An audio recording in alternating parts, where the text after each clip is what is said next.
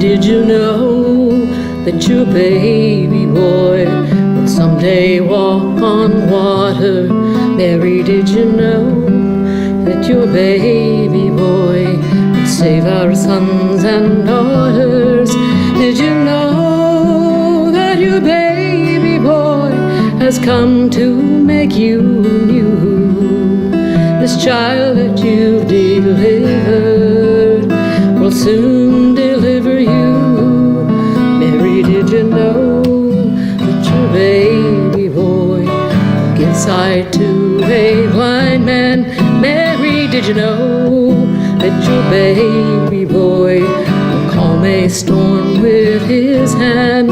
Did you know that your baby boy has walked where angels trod?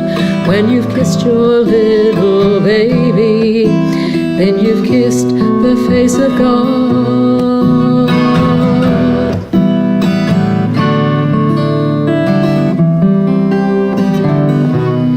Mary, did you know? Mary, did you know? The blind will see, the deaf will hear, the dead will live again. The lame will leap, the dumb will speak the praises of the Lamb. Mary, did you know that your baby boy is Lord of all creation? Mary, did you know that your baby boy will one day rule the nations? Did you know that your baby boy was heaven's perfect lamb? The sleeping child you're holding is the great I am.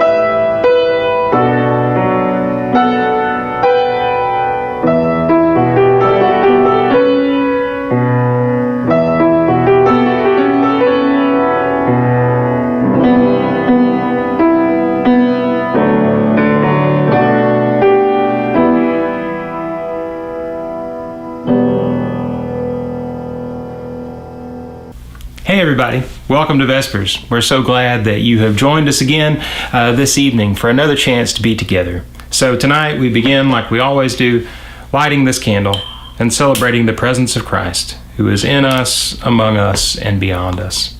And also remembering all of those in our family of faith and in our community who are suffering this evening.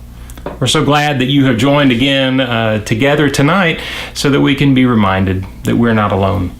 We get the opportunity to gather again tomorrow night, too, for Christmas Eve service. Unfortunately, we can't be together physically, but we can be virtually. And so I'm so grateful that so many of you have sent in your Christmas greetings. And some folks have even sent in videos as lighting the candles of Advent as we talk about hope, peace, joy, and love, and how we've experienced that this Advent season, even in the midst of the strange times that we find ourselves in. So I'm so glad that we're going to get a chance to do that tomorrow evening, and I hope you'll join us again here on our YouTube channel as we do that together tomorrow evening for our Christmas Eve service at 6 p.m. Tonight, though, we get the chance to talk with Stephanie Moore. Stephanie is a student at UK right now, studying to be a physician's assistant. She spent some time working at EKU and student affairs, and actually, we know the Moores from a ways back. During our undergrad days and even in seminary together for a while. But we're so glad that we get the opportunity to talk with Stephanie today to hear her Advent devotion and to find out a little bit more about what it's been like to be back in school, to be parenting, all of this in the midst of pandemic. So tonight we get to hear from Stephanie, and let's go talk with her now. Hey Stephanie, how you doing? Hi Aaron. Pretty good. Feeling good today. School's been over for about a week, so I'm kind of kicking back a little bit. Oh wow, well that's great. After that's a lot of school, a lot of busyness to happen right now, and in the midst of everything. So how have things been going for you all in the midst of school and work and kids and their school? What's it been like for you all lately? I mean, the truth is it's been a little wild and crazy. We're all working and schooling from home right now. So that's 2 elementary school kiddos. And then Brandon is doing his EKU marketing stuff. And then I'm doing school on Zoom with UK. And so we've decided in October to get a dog and throw that in the mix. So that's been also a little wild and crazy. Our internet went out on Monday, and so, it was like, what do we do with the kids? So they've missed, a day of school, but they'll be fine. So, yeah. Wow. Yeah, that's a whole lot. So you in school, Brandon's working in school too. The kids yes. Yeah. Brandon actually, I'm so proud of him. He really buckled down and has finished his dissertation. And he defends it. Yeah, he defends it like the last week of January is the plan. So he always says that when I'm in school, it helps him be a better student. Like that apparently that happened while we were dating. In college. His grades went up, so that's a good thing. But yeah, I have been busy studying and things, and so that kind of freed him up. He didn't feel bad for not hanging around with me because I was not able to. Yeah, so. Yeah. Well, that's great. That's a lot to get done in this amount of time. We'll talk about what internet service provider you have later off camera to find. No, well, clearly we're back online, and they did it pretty quick. So. Right. Well, that's good. I'm glad. So you guys have had a lot going on. What I love about your devotion that you wrote for us is really that it connects a lot of the busyness of everything that's happening right now,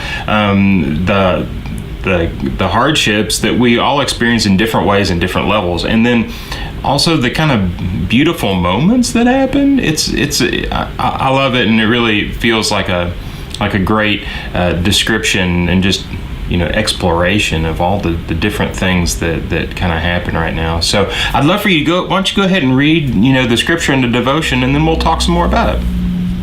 Okay. let me get the scripture pulled up first. Hold on. I had it. I gotta find it. Let's see. Well, there it is. Okay. So the scripture that I had was Psalm 96.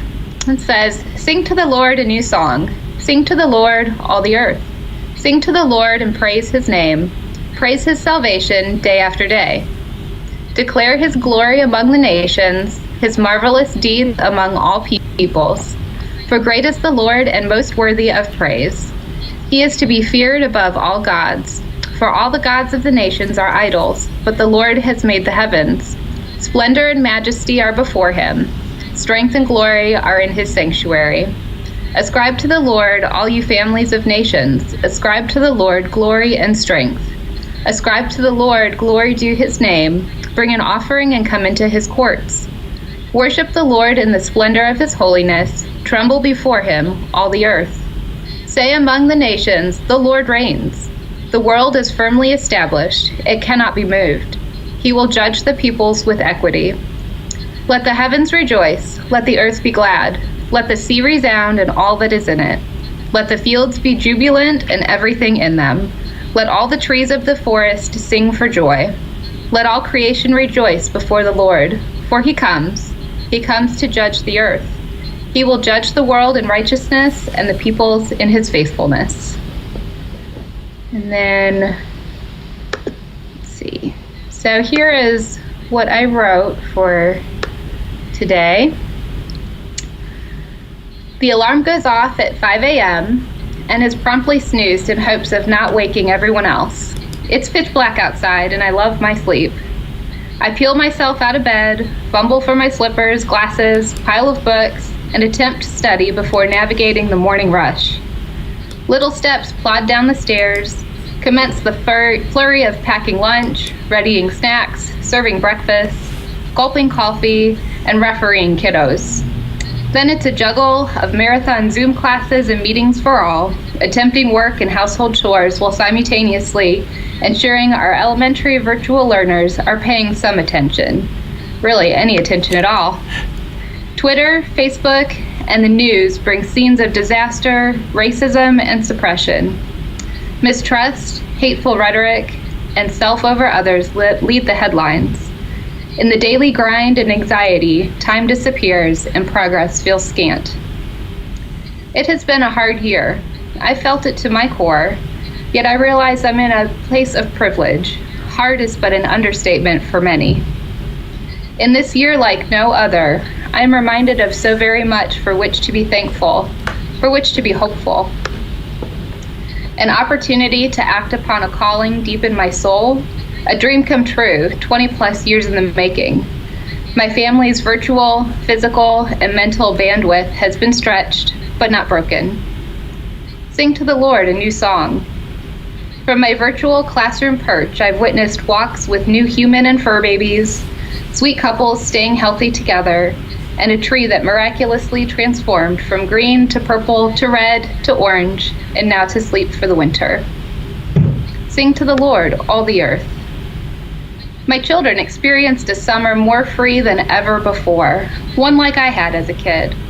Instead of bouncing from summer camp to summer camp, they rode bikes and built forts and slept in, sort of, and ran endlessly through the sprinkler. A wish come true.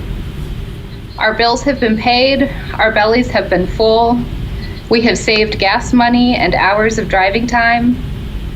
Sing to the Lord, praise his name. In new ways, we have continued to connect with friends and have made friends with neighbors. We are so fortunate to be healthy and to have friends and family who made it to the other side of illness with no adverse outcomes. Proclaim his salvation day after day. Declare his glory among the nations, his marvelous deeds among all peoples. Hope is on the horizon. Look for the presence of the Christ child. The magic of Christmas abounds. That's wonderful, Stephanie. Thank you so much for reading that it brings me such peace to read it, even though we're acknowledging the difficulties and the struggles, and at the same time to hear that too, the beauty that we find in the midst of this.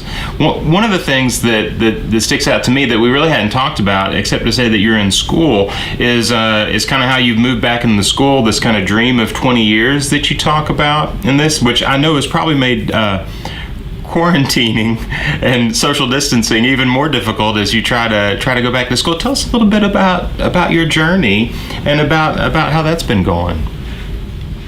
Sure. So back in college, I was biology pre-med, and I like to say the MCAT didn't agree with me so well. And so I was interested in medical mission work at that point. The next logical step in my mind was to go to seminary. So I did that, which, was a really wonderful and yet difficult time just the same. And so I graduated with an MDiv in pastoral care and counseling, and really wrestled with my calling, where I was supposed to be and where I felt God leading me to be. So I spent some time doing clinical pastoral education, which is, I worked in a level 1 trauma center as a chaplain resident for almost a year, trying to do some exploration there. And what I really found during that time was that my calling wasn't chaplaincy, it was medicine. And so I continued to wrestle with that. Spent time working in student housing and student affairs and student conduct for about 15 years, as I tried to figure out what I was doing with my life, I guess you could say, what I wanted to be when I grew up.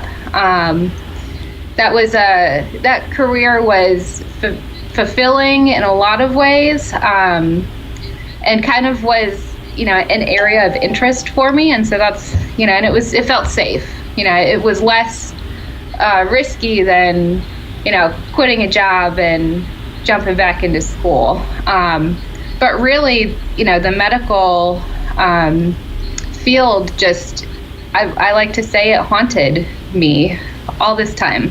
And so several years ago, I decided that I was going to give it a go to try to get into physician assistant school.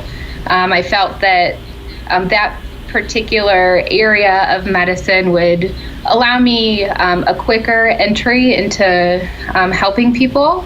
It's less schooling, it's quality schooling, but not quite as much as an MD. And it felt right for family life, for job security, all of those things. So I got together the rest of my prerequisites. Somehow I managed getting out of Cumberland without anatomy and physiology, of all things. Oh gosh. Yeah. So, with 3 kids, I kind of went back on a, one class at a time basis to pick up about 5 prereqs, and then got some shadowing finished up and put my app in, and about fell over when I got an interview and all that. So I started school back in January of this year. I quit my full-time job and became a full-time student again. It's weird. Yeah. Well, yeah, especially after years of working in student life and housing and all that. So that has to be kind of an interesting transition from, I'm assuming that student housing got really crazy last year, but your life got crazy in another way as you're moving into medicine, and then having to. I'm not even sure what to ask. That's a lot. What was the transition like, and then into that, and then also into this kind of socially distanced study that you've had to do with what I assume is a pretty hands-on kind of experience a lot of times. Yeah, so I found myself quickly becoming the mom of my cohort. There's about 50 of us students, and really, I'm 39. I'm one of the older students, and there's quite a fewe that are maybe right out of undergrad, and there's a good mix of, your mid to late 20s and whatnot. But, we have used social media as a group to keep connected because we can't be on campus. And so that's kind of been my lifeline. And in there, I've ended up taking up that role of kind of mom and, trying to share some advice when people are asking, should I renew my lease or not? Or, what should I be doing? So there's that piece. But so I guess, you can't really take the student affairs out of me too much, I guess, since I've lived that life for so long. In fact, it was funny. A few weeks back, we did like a practice psychiatric interview for a pretend patient, right? And my patient happened to be their role was to be a college student, and I found myself like sliding back into that student affairs piece. I'm like, no, this is not my role anymore. Right. I'm supposed to be doing this. So it was kind of weird to feel that conflict. But yeah, so as far as like the social distancing and stuff, I feel like UK did really as well as they could with the pandemic and trying to get us the experiences that we need in as much hands-on as they can to get us that quality education still. So not last semester. So in the January through May semester of this year, I had anatomy. It's gross anatomy, and so there's a lab component that goes with it, with cadavers and things. And I feel every day that I'm in my textbooks and learning this stuff, I feel so fortunate to have been able to be in the lab for as long as we were able to. Because for me, I'm a visual learner, I'm a hands-on learner, and so to be able to work with the cadavers and to see, just like how amazing and beautifully put together and all the pieces of the human body, it's just incredible.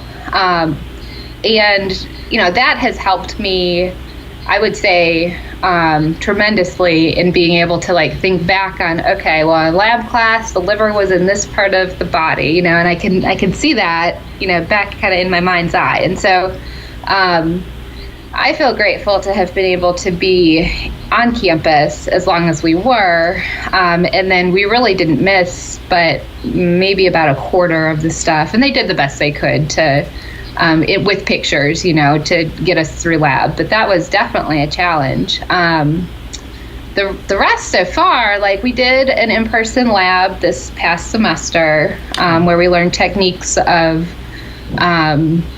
just techniques of like patient interviewing and kind of hands-on stuff where you're listening to somebody's heart and listening for lung sounds, all that stuff. That's very hands-on. And they did it in we had masks on and face shields, and we're staying in our little pod with our one other little person. And so we were able to get what we need, I feel like. Zoom classes have been a challenge because I do like to be in person and engaged, and really my plan for this year or whatnot of classwork was to treat this like my full-time job, because it is right now. That's what I'm doing. And so in the spring before COVID hit, like I was going up to UK's campus by 8 and staying till like 4. And I would hang out in the library, be with a study group, really focused. So that when I could come home, I could really try to be at home more and focus on the kids and stuff. So it has certainly been challenging to be being a student from home, because when I'm not on Zoom classes, I'm probably helping Aiden and Isabel with their classes, trying to maybe do a little bit of reading myself. But a lot of my stuff has been pushed to the evenings or to the weekends because Brandon needs to be able to work, and it's a lot to keep the kids on their classes. So yeah, Well, I'm sure. I mean, especially with Zoom classes, it's as adults. I think we find it hard to be as engaged as we would be otherwise. It's nice to have that separation, like you're talking about, and then we know it's hard for kids to stay engaged and to stay focused whenever they can't be there and really in the experience with everybody. And it's just so hard for teachers and students alike to be able to do all that. So that's it does speak to a lot of these struggles that we all have. At the same time, what I love in your devotion too. Well, first of all, I probably need to say that I remember whenever you talked about going to anatomy lab back whenever you first started, and you were so excited about it. I thought, well, that is anybody that can talk about cadavers and glow, whatever they're talking about, how beautiful and amazing and interesting the body is. I thought, that's a calling if I've ever seen one right there. So that's wonderful. It feels right. It feels where I need to be, which feels really peaceful and good, even in the midst of turning in my notice for my job and all of that. Like, I don't get a paycheck right now, and we're in a pandemic. But I mean, I feel so peaceful about how all of this has worked out for me and for my family. Yeah. So. Oh, well, that's great. I'm so glad that's been the experience, and excited to have someone else in the medical profession who is excited about all of these things. That's great. That would have been my last day. Would have been that the first one. But what I do love about your devotion too is how you found some bright spots in the midst of this. You found some beauty. So talk a little bit about the beauty that you've found, about times with the kids outside that you talk about in there, or other things that have been meaningful to you. Sure. So in there I talked about how they got a summer like I had as a kid. So my mom was a school teacher, and so she was home with us all summer, and that was like my norm. And it sounds kind of silly, but I didn't realize fully that wasn't everybody's norm until I was talking to Brandon and was expecting like his mom to be home, and she wasn't. She had to work in the summer, Yeah. And so, as a kid, the summers can be boring after a while and whatnot, but as an adult, thinking about what my children's experience is, and that, like, I just feel so grateful for them to have the opportunity to be home more.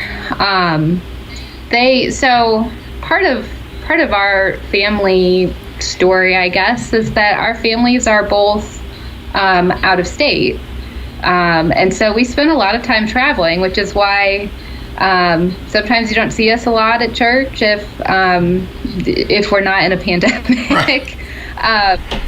We end up on the road a lot to go visit our parents and the kids' grandparents and our brothers and sisters and things. And so my kids have craved home time, just craved it. And I think they've gotten their fair share at this point. But to have them be able to just ride their bikes up and down the sidewalk and not have to get up and get them out to a summer camp at 7:30 or 8 or whatever, and then they're there all day, and yeah, they had fun and stuff, but much more structured than relaxed. And so I really am grateful that they had a relaxed summer. I mean, we even were able to take we took a trip to a lake house with my family, which we had tried to figure out a time to get together for everybody, and we just couldn't. But then COVID kind of stopped everything, and so we actually were able to because of being online, with work and school. So, so we had some opportunities that we wouldn't have otherwise. And I tell you what, when you sit in the same spot day after day, trying to pay attention to your Zoom classes, and there's this giant tree in your view, and I saw the leaves start to change in this little corner, and then it kind of spread out. I really love and appreciate nature, and would have missed that piece if I was in a classroom. Yeah. So, so there are pieces of this that, we have lived in our neighborhood now. I think this is 3 years now, and we just hadn't really got to know our neighbors very well. We moved in like December, so it was cold and no one was out, and then life gets busy, and then 6 months later you're like, it's too far out. I don't know this guy's name, but I can't ask because I should know by now. Right. But we were able to see some neighbors from a distance, or the kids would be out playing and the neighbors are walking by or whatever. And so that's been really nice too. Everybody was home and just trying to make the best of it and get some exercise as they could, especially in like April. And so we saw a lot of people out, a lot of pregnant ladies that, had some babies. So there's new babies around the neighborhood. So that's kind of cool too. Oh, that's great. Yeah, things that we would have missed otherwise had we not been more at home and near other folks. And yeah, it's amazing the things that, I was just sitting at the table this morning and Jake comes in and we talk, and I thought, this wouldn't have happened. Folks would have been in, kids would have been in school, we would have been, at work and stuff. So yeah, it is amazing. The bright spots in the midst of this too. Well, since we're in Advent, and this is an Advent devotion, let's talk a little bit about Advent, and what are the things that have been meaningful to you? Are there things that has this affected anything you've done with Advent this year, or are there pieces that you remember from childhood that that are important to you? Sure. Well, so growing up, one of our family traditions, I guess you could say, was to go to a Christmas Eve service. And it actually usually wasn't at our church that we went to. Our church growing up had their silent communion on Christmas Eve, and my parents just were not interested in silence on Christmas Eve. They wanted to be singing and I don't know, just excited, I guess, about the coming Christ child, and so we ended up bouncing around to different churches on Christmas Eve to different services, which was pretty cool. We've been to like a Catholic service on Christmas Eve, and the local Methodist church or some other Baptist churches, whatever. But that's one of the things that I remember from being a kid. We would open up a Christmas outfit, like a decent, nice dress and sometimes new shoes or whatever, and then our whole family would go on out to the service. So we didn't really do we didn't really have like the Advent candles and things in our church growing up, but we of course sang the carols, and oh my gosh, I forgot about this. There was a time where I was part of a living Christmas tree. Oh, really? Back in the day when those were a thing. Yeah. Yeah, so I did that a couple of years. I was in the youth choir, and I really enjoyed singing. Yeah, and so I don't know. So those are some of the things from growing up. But as an adult, I have been part of churches that have utilized the church year calendar more, and have done the candles and specific weeks, and celebrated different weeks of Advent, and so that has been really wonderful. And this year it's been hard. I mean, not being in person has been challenging, although I really appreciate you and the other staff at our church, like trying to keep us together and connected, especially in this important time during our church year. And we've got we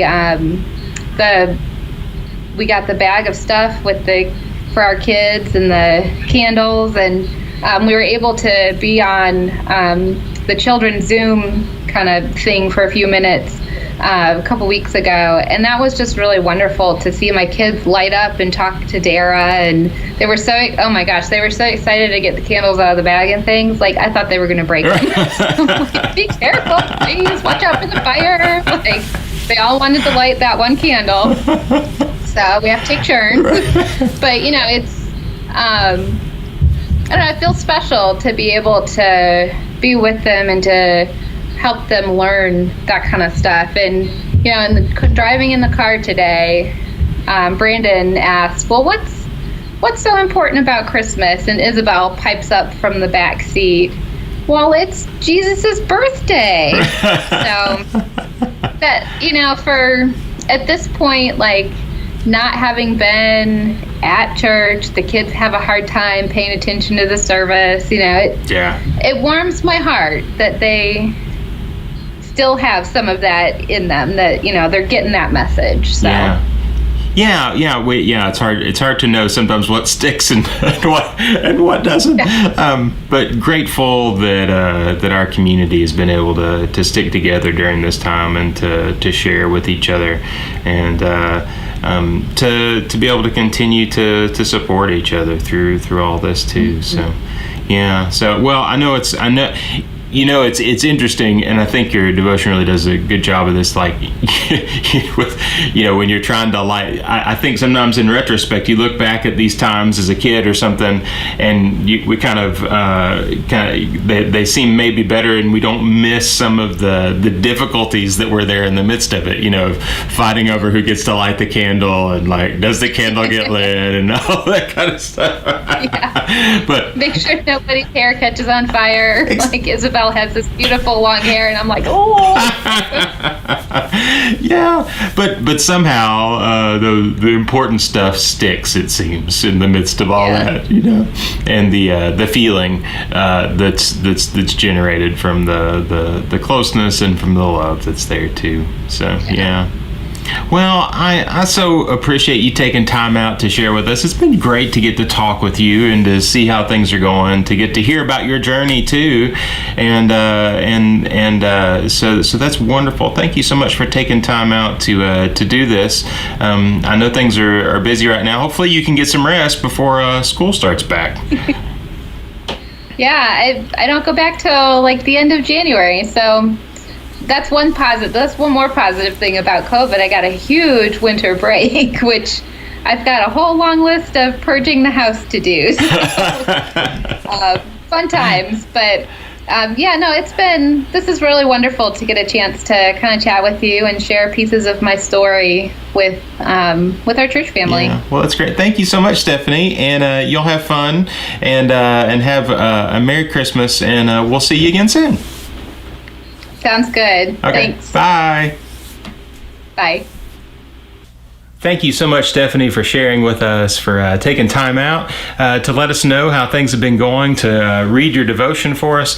It really was beautiful to get to hear about the difficulties of the pandemic and also the bright spots that we all can find in the midst of these trying and difficult times. So thank you so much for sharing with us tonight. Well, before we go this evening, let's sing a song together. How about "Oh Come All You Faithful"?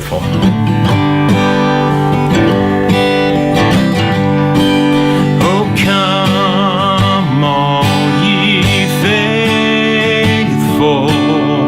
joyful and triumphant. Oh, come ye to Bethlehem.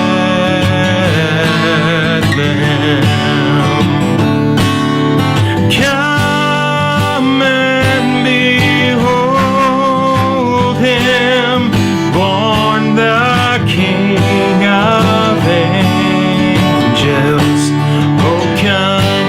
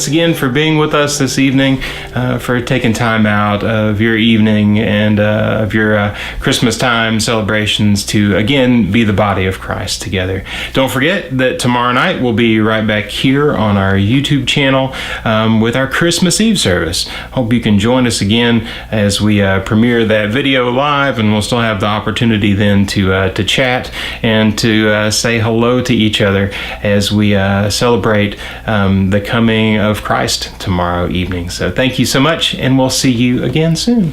Go in peace.